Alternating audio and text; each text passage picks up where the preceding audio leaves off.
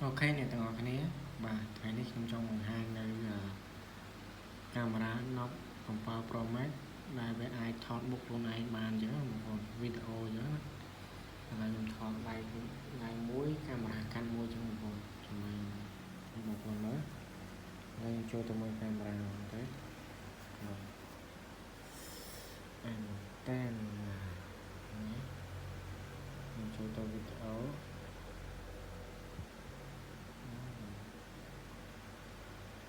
mà lên cái con chụp trâu từ càng lên nữa được không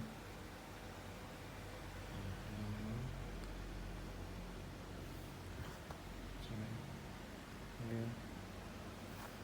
nè không chụp môi cho nó là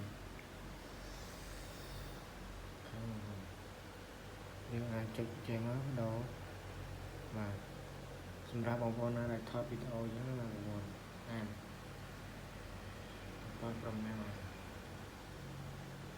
tên thêm một con này em